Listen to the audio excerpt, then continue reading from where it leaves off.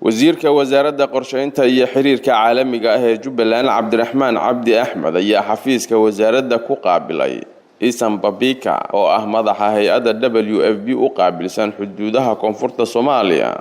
wafdiga ka socda hay'adda cunnada adduunka ee WFP iyo wasiirka qorsheynta ayaa ka wada hadlay xoojinta wada shaqeynta wasaaradaha Jubbaland. Isan Babika madaxa hay'adda WFP u qaabilsan koonfurta xuduudaha Soomaaliya iyo wasiirka wasaaradda qorsheynta Jubbaland Cabdiraxmaan Cabdi Axmed ayaa isla gorfeeyay shaqada wasaaradda qorsheynta ee 100 maalin ee soo socota. Cabdiraxmaan Cabdi Axmed wasiirka wasaaradda qorsheynta iyo xiriirka caalamiga ee Jubbaland ayaa markii uu soo idlaaday kulanka warbaahinta uga warbixiyay qodobadii ay ka wada hadleen madaxa hay'adda WFP u qaabilsan xuduudaha koonfurta Soomaaliya.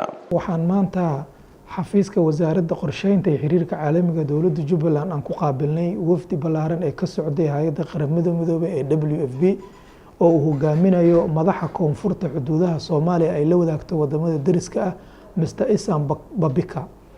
wafdigan ayaa ulajeedadiisa ugu weyn ay ahayd in ay kulamo la qaataan iyo wada tashiyo wasaaradaha dowlad goboleedka Jubbaland ay la leeyihiin wada shaqeynta iyo mashaariicda ay ka wadaan.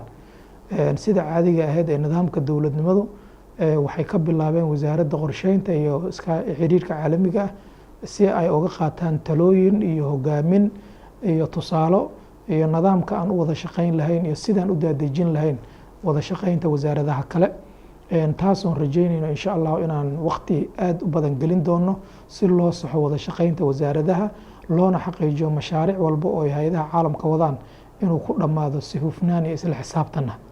wafdigan ayaan ka wada hadalnay mashaariic cusub ay ka bilaabi doonaan deegaanada dowlad goboleedka Jubbaland annagana aan ka wada hadalnay nidaamkii iyo procedure-kii iyo haykalkii loo mari lahaa ayadoo la isku xirayo wasaaradaha ay mashaariicda qusayso hay'adaha caalamka iyo kuwa deeq-bixiyaashaba iyo wasaaradda qorsheynta iskaashiga caalamiga ay door muhiim ah uga qaadan lahayd si ay u xaqiijiso mashaariicdaas in maxaa la dhahay ay gaaraan bulshadii loogu talagalay sidii la rabay ay u gaaraan. waxaan rajeynaynaa mar dhow inay mashaariicdan laga daahfuri doono Jubbaland. waxaa kaloo ka wada hadalnay wafdiga sida la socotaanba wasaaradda qorsheynta iyo xiriirka caalamiga ah khamiistii la soo dhaafay golaha wasiiradu waxaan ku soo bandhignay qorshaha 100 bari oo soo socda hadduu alla idmo aan fulin lahayn si ay noogu fududaato waajibaadyada ama waajibaadka shaqo iyo shaqooyinka baaxadda leh ee noo hortaala. marka waxaan kala hadalnay sidii ay WFP ay qayb uga qaadan lahayd hirgelinta qorshahaas 100 bari oo soo socda oo wasaaradda qorsheynta ay dejisay.